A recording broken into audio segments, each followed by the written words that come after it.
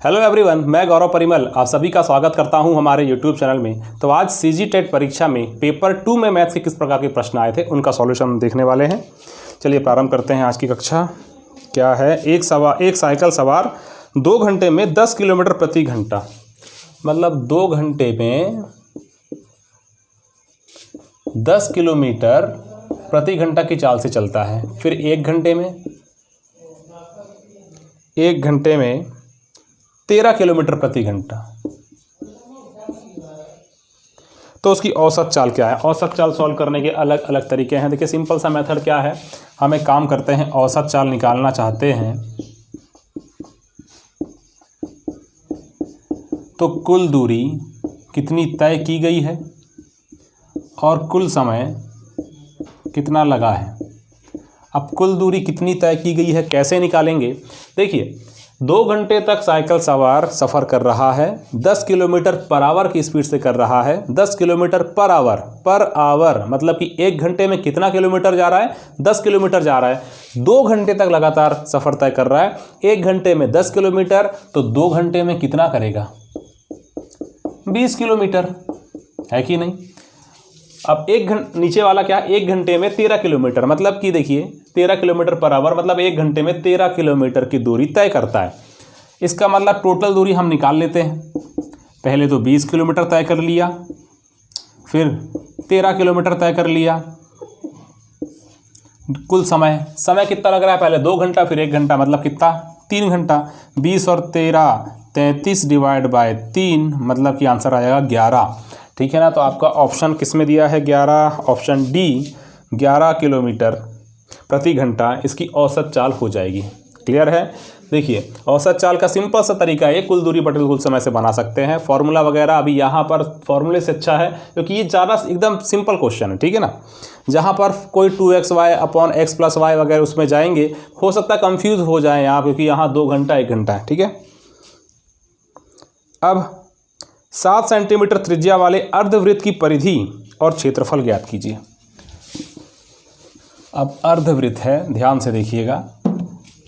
7 centimetre त्रिज्या अर्धवृत्त। अब ये 7 सेंटीमीटर है। अर्धवृत्त की परिधि निकालना है हमें। तो देखिए अर्धवृत्त की परिधि मतलब होता क्या? सर्कमफेरेंस होता क्या है? ये आपको ये पूरा हिस्सा निकालना होता है, ये वाला। अगर ये पूर्ण वृत्त होता तो मैं बोलता कि 2πr बोलता, लेकिन अर्धवृत्त है, इसका मतलब मैं बोलूँगा कि 2πr का आधा ले लो πr, तो ऐसा नहीं होता क्योंकि हमको ये वाला हिस्सा भी निकालना होता है। तो 2πr का आधा मतलब केवल इतना ही हिस्सा निकलेगा, जो कि कितना होगा? πr होगा। उसके बाद ये कितना हो जाएगा? तो ये देखिए एक प्रकार से क्या नज़र आ रहा है? व्यास है, तो ये d, और व्यास क्या होता है एक्चुअल में? त्रिज्या का दुगना। तो ये सीधे सीधे इसको 2r लिखो। क्लियर है? अब 7 सेंटीमीटर त्रिज्या है तो पाई और ये 7 पाई हो जाएगा। क्लियर है? और ये 7 × 2 मतलब कि हो जाएगा आपका 7 पाई का मान 22/7 + 7 दूनी 14। 7 से 7 गया, 22 और 14 मतलब कितना हो जाएगा? 36। तो ये 36 वाला आपका बी और सी दोनों में है। तो चलिए अभी तो फिलहाल हमारा आंसर इतना ही आया है कि 36 सेंटीमीटर हमारा क्या निकला है? तो परिधि निकला है, अर्धवृत्त की परिधि। अब उसके बाद है क्षेत्रफल निकालना है हमें। तो क्षेत्रफल क्या होता है? अगर ये पूर्ण वृत्त होता तब ये होता πr², यही होता। पूर्ण वृत्त होता, मान लो संपूर्ण वृत्त होता, अभी तो ये अर्धवृत्त है, तो अब मैं ले सकता हूँ इसका आधा। क्लियर है? पूर्ण वृत्त का क्षेत्रफल जो होता है उसका आधा ले लीजिए। तो ये हो जाएगा आपका 22/7 r²। r कितना है? 7 × 7 और इसका आधा, तो ये हो गया 7 से 7 गया और ये 11 हुआ। 11 सत्ते 77, तो 77 मतलब कि आपका आएगा ऑप्शन सी। ऑप्शन सी इस क्वेश्चन का करेक्ट आंसर हो जाएगा। ठीक है ना? 77 मतलब क्या है? ये सेंटीमीटर स्क्वायर। चलिए आगे बढ़ते हैं नेक्स्ट क्वेश्चन में। यदि किसी बेलन का व्यास 28 सेंटीमीटर और ऊंचाई 10 सेंटीमीटर है, मतलब कि व्यास 28 है तो त्रिज्या कितनी हो जाएगी? तो 14, उसका आधा। ऊंचाई है 10 सेंटीमीटर, ऊंचाई है 10 सेंटीमीटर। बेलन का आयतन पाई आर स्क्वायर एच। अब देखिए इसका जो आंसर है पाई में दिया गया, तो पाई को कुछ ना कीजिए, ऐसे ही रखिए। आर स्क्वायर मतलब कि 14 गुणित 14 और एच बराबर 10। 14 होता है कितना 196, इसका स्क्वायर और 0 लगा दो, और पाई है तो पाई लगा दो। ऑप्शन ए इसका करेक्ट आंसर हो जाएगा, ठीक है ना।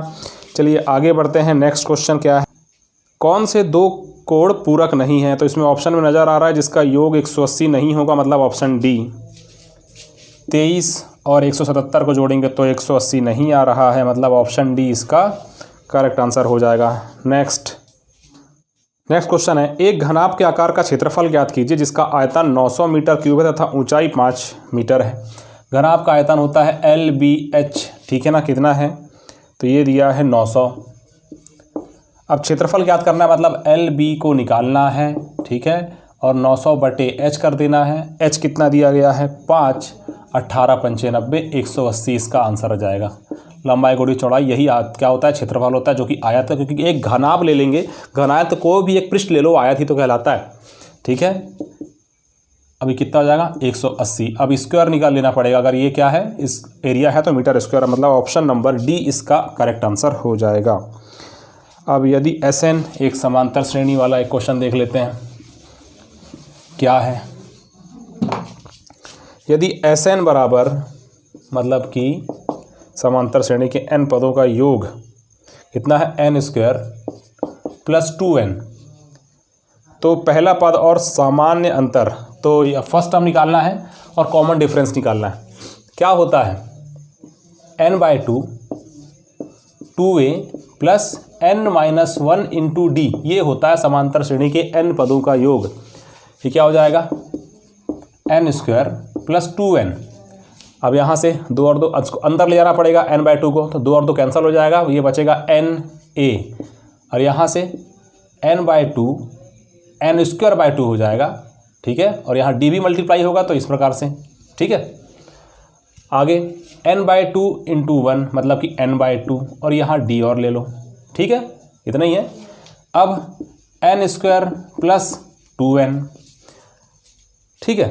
अब देखिए, अब यहाँ से n स्क्वायर के कॉफिशिएंट को ले लो, तो n स्क्वायर यहाँ पर है तो d/2 निकल रहा है।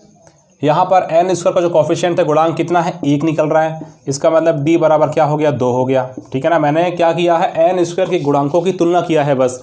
अब यहाँ से तुलना कर लो आप n के गुणांक की, तो na plus na minus n-1/2, मतलब कि ये हो जाएगा आपका na माइनस n/2, और ये d है तो n निकालो कॉमन, तो a माइनस d/2 ये निकलेगा, ठीक है ना। इसको n के कॉफिशिएंट मतलब कि इससे के साथ कंपेयर करना है, तो a माइनस d/2 बराबर क्या आएगा? 2 आएगा। d बराबर 2 आ चुका है, a बराबर 2/2, ये हो गया a माइनस 1 बराबर 2, तो a बराबर क्या हो जाएगा? 3 हो जाएगा। तो प्रथम a बराबर 3, मतलब पहला पद क्या है? 3 है, और अंतर कितना है? 2 है। 3 और 2 आपका जिस ऑप्शन में रहेगा वो आपका क्या हो जाएगा? आंसर हो जाएगा। क्लियर है? चलिए, मतलब क्या किया गया है, पहले तो सिर्फ और सिर्फ समांतर श्रेणी के n पदों का योग हमको पता होना चाहिए। फॉर्मूला क्या होता है? ये फॉर्मूला है। आपने थोड़ा सिंप्लीफाई किया, n स्क्वायर के गुणांकों की तुलना किया, n के गुणांकों की तुलना किया, बस, और कुछ नहीं किया है, ठीक है।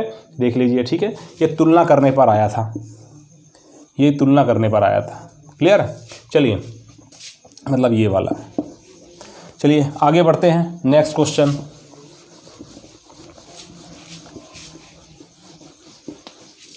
क्या है नेक्स्ट क्वेश्चन? a b एक अनुपात समानुपात वाला है, a अनुपात b अनुपात c ऐसा कर दो। a अनुपात b कितना दिया है? 2:3 दिया है। b अनुपात c कितना दिया है? 5:7 दिया है, ठीक है। a अनुपात b अनुपात c निकालना है। 5 को बोलो तुम इधर खिसक जाओ, 3 को बोलो इधर आ जाओ। 5 दूनी 10, 3 पंचे 15 और 7 दिया 21। Option number 10 15 21, option number A हमारा आंसर हो जाएगा। अगला क्वेश्चन, एक आयताकार बाड़े का क्षेत्रफल है 500, मतलब कि क्या होता है? लंबाई गुणी चौड़ाई होता है। 500 दिया है, जिसमें कि चौड़ाई 20 फीट है, चौड़ाई 20 फीट है, तो हो गया 500 बटे 20 ला लो सीधे यहाँ नीचे, क्या आ जाएगा? 25 मतलब कि ऑप्शन बी 25 आंसर आ जाएगा। क्लियर है? नेक्स्ट, एक आदमी को 1400 रुपये में एक आदमी ने 1400 रुपये में एक साइकिल खरीदा और 15% की हानि पर बेचता है, तो साइकिल का विक्रय मूल्य बताइए। देखिए 1400 रुपये है, 15% की हानि है। अब ये 15% की हानि हो जाती है, इसका मतलब इसकी फ्रैक्शन वैल्यू 3/20 हो गया। अब 3/20 से हानि हो गई तो क्या हो जाएगा, 20 में 3 घटा दो 17/20, इसका मान निकालो, आपका आंसर आ जाएगा। ठीक है, तो ये हो जाएगा आपका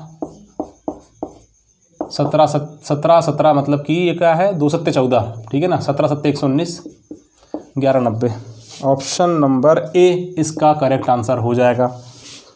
नेक्स्ट, एक बारंबारता वितरण जिसमें 10 और 20 से कम की सीमा वाले वर्ग होते का मध्य बिंदु ज्ञात कीजिए। 10 + 20 / 2 कितना जाएगा, ये 15, ऑप्शन सी। नेक्स्ट क्या है, √64, 3 इसका वर्ग, 4 का वर्ग 16, ऑप्शन बी। अब नेक्स्ट क्वेश्चन है 3x + 2y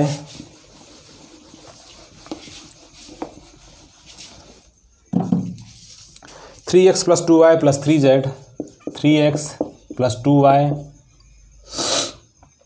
+ 3z के योग से, मतलब कि जोड़ना क्या है, 4x - 6y + 5z के योग में से घटाना है हमें 6x + 7y - 2z को।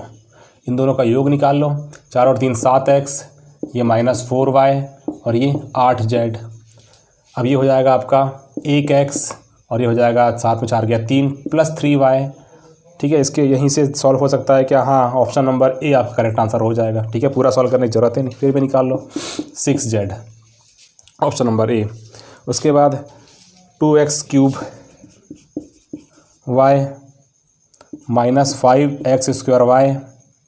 + 2z, इसका मान निकालना है, और 1 2 और -3 तो रख दो, 1 2 1 2 और यहाँ -3, 2 दूनी 4, -5 दूनी 10, 3 दूनी 6, तो 10 में 4 में 10 गया तो -6 -6 -6 -12 मतलब कि option number A correct answer हो जाएगा। एक घन का पृष्ठ क्षेत्रफल ज्ञात कीजिए जिसकी भुजा 15 सेंटीमीटर है, तो क्या होता है, 6a² होता है। ठीक है, तो ये 15 का स्क्वायर मतलब 225, 225 का 6 गुना कर दो, 5 × 30 का 0, वहाँ से लाई 3, 6 दूनी 12, 3 15 की 5 से लाई 1, 6 दूनी 12 और 1 13, 1350, ऑप्शन नंबर बी हो जाएगा आंसर इसका। एक शहर की जनसंख्या 1,25,000 है, 1,25,000 है और 2% प्रति वर्ष की दर से बढ़ती है, तो 3 साल बाद कितनी होगी। अब 2% बढ़ रही है, ठीक है ना, 3 साल के बाद क्या होगी, 2%, इसकी फ्रैक्शन वैल्यू निकाल सकते हैं तो 2/100।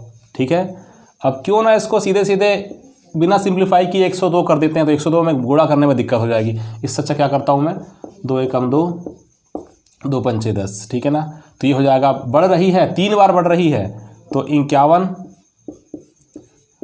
गुणित बटे 50, 51/50 और 51/50। इसको आपको सॉल्व करना है, और सॉल्व करने के बाद कुछ लंबा चौड़ा आंसर आएगा, तो सॉल्व के लिए करते हैं आप कैलकुलेशन, तो करना पड़ेगा।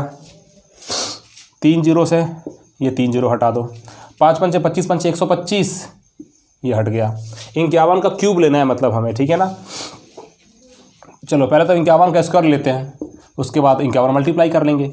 51 का स्क्वायर लेंगे तो 5 पंचे 25, 1 एकम 1, ये हो जाएगा आपका 01। 5 एकम 5, 5 का दुगुना कर दो 10, मतलब 2601 ये होगा। वैसे 2601 में आप 51 गुणा कर दो, तो 2601 इंटू 51, तो 2601 इंटू 5 एकम 5, और ये होगा आपका 5 एकम 5 और ये 0, 6 पंचे 30 का 0, वहाँ से लाई 3, 5 दूनी 10 और 3 13, तो ये 1 5 6 2 3 1 13, 26 51, 13 26 51, option number B.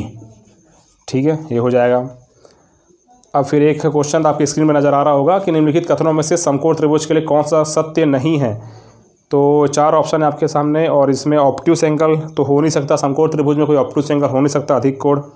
Option number D इसका करेक्ट आंसर हो जाएगा, ठीक है ना, क्योंकि एक समकोण त्रिभुज में अधिक कोण नहीं होता एक भी, ठीक है। आगे बढ़ते हैं नेक्स्ट। और एक क्वेश्चन और है कि त्रिभुज में विकर्ण कितने होते हैं, तो त्रिभुज में कितने विकर्ण होते हैं, 0। त्रिभुज में कोई भी विकर्ण नहीं होता, क्लियर। नेक्स्ट क्वेश्चन, 2.5 वर्षों में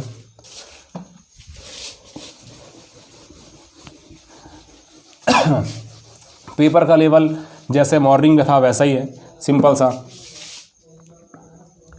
2.5 वर्षों में 6,000 रुपये पर साधारण ब्याज के रूप में कितना प्रतिशत वार्षिक दर से 250 रुपये प्राप्त होगा। कितना है P, 6,000।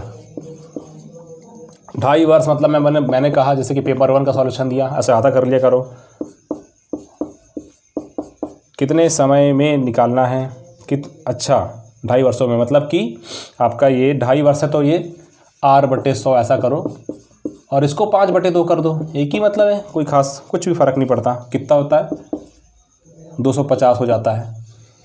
अब देखो यहाँ से 5 से डायरेक्ट काटो, 5 पंचे 25, 0, ठीक है। 1 0 से 1 0 गया, 2 0 से 2 गया, 2 दिया। अब यहाँ पर R बराबर 5/3, ठीक है, 5/3, और तो सीधे निकालो, 3 एकम 3, 2/3, एक सही 2/3, मतलब कि ऑप्शन नंबर बी आपका आंसर हो जाएगा। एक त्रिभुज का क्षेत्रफल ज्ञात कीजिए जिसका आधार 10 इंच है, ऊंचाई 7 इंच है। त्रिभुज का क्षेत्रफल मतलब कि 1/2 आधार गुणित ऊंचाई, इसका मतलब 1/2 आधार कितना है, आधार है 10 इंच और ऊंचाई कितना है 7 इंच। 2 पंचे 10, 7 पंचे 35, तो 35 इंच वाला आंसर आएगा ना, इंच स्क्वायर, मतलब कि ऑप्शन ए है। हड़बड़ी में कहीं 35 सेंटीमीटर मत नहीं लगाना था, ठीक है ना, ऑप्शन ए आएगा आंसर। नेक्स्ट है, रैखिक समीकरण का हल ज्ञात करना है। x + 7 / 2 बराबर 3 - x, तो ये हो जाएगा आपका 3 दूनी 6 - 2x, 2x यहाँ आएगा तो 3x हो जाएगा, और 6 में से 7 गया तो -1, तो x बराबर -1/3, ऑप्शन नंबर सी, ठीक है। नेक्स्ट देखते हैं, आकृति वाला क्वेश्चन है। आकृति आपके सामने क्वेश्चन नज़र आ रहा होगा। इसमें क्या है, एक डायग्राम आपको दिया गया है कुछ इस प्रकार से,